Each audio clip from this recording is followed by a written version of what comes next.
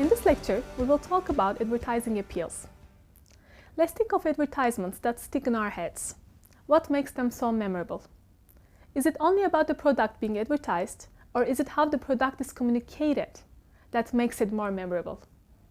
The goal of an advertisement is to persuade customers, and advertising appeals intend to provide just the right hook. They are the persuasive techniques that stimulate a person to buy a product by speaking to that person's needs, interests, or wants. Advertising appeals are designed to create a positive image about those who use the product and additionally demonstrate how buying certain products may help consumers satisfy their needs. An advertising appeal refers to the approach used to attract the attention of consumers and to influence their feelings toward the product. Companies put a lot of effort into their creative advertising strategies and use various types of appeals to influence consumers' attitudes and purchasing decisions. In this lecture, we will focus on emotional appeals.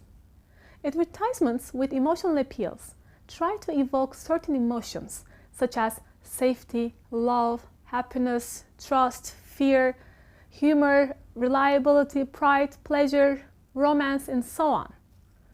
These ads intend to grab attention and foster attachment through evoking such emotions. They try to establish a bond between consumers and products and create brand loyalty. We will more specifically elaborate on fear and humor appeals and see examples of them now. Fear appeals focus on the negative outcomes that can happen because of an action or inaction. Fear appeals are used frequently for products ranging from insurance to home security systems or to deodorants and hair conditioners. Advertisers use fear appeals to promote an immediate behavior change, such as eating healthier, not smoking, and driving safely. Now we see an ad prepared by BMW to increase consciousness for the negative possible consequences of driving after alcohol consumption through creating fear by showing what can happen. Another fear tactic involves isolation. People will purchase a product to avoid being excluded by others, for example because of bad hygiene.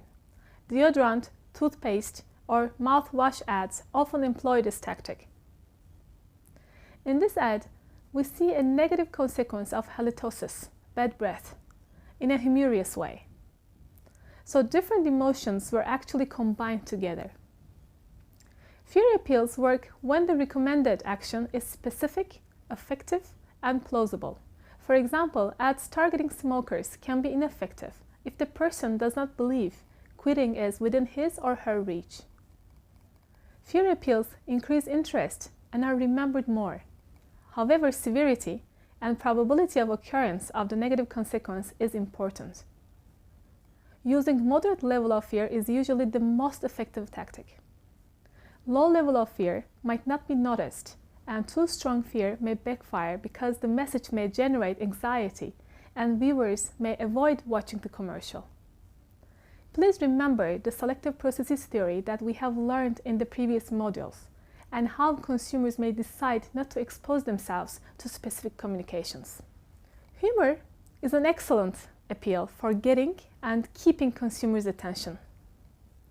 Humor causes individuals to stop what they are doing, watch, laugh at, and then remember the advertisement.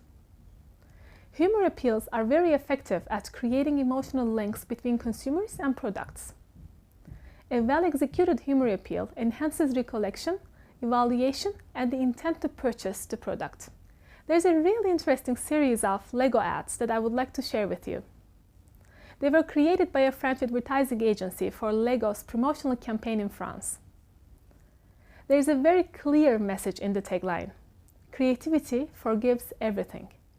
The ads show kids playing creative games and getting into trouble. For example, in this ad, even though the boys are playing in the freezer, the ad implies that their mom will think they are still being creative, so they won't get in much of a trouble. As I said before, humor appeals offer a number of advantages. Humor evokes consumer interest. Humor increases recall and comprehension of ads. It elevates people's moods, and if people feel good about an ad, they tend to think positively about the brand in the ad.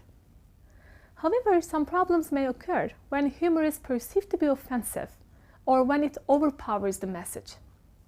Using humor at the expense of one group may lead to resentment. Humor overpowering the ad means that people can recall the ad and describe it in detail, but cannot remember the brand being promoted. To prevent the humor from overpowering the message, humor in the ad should be closely related to and focus on the product. In the next lecture, we will continue talking on other types of advertising appeals.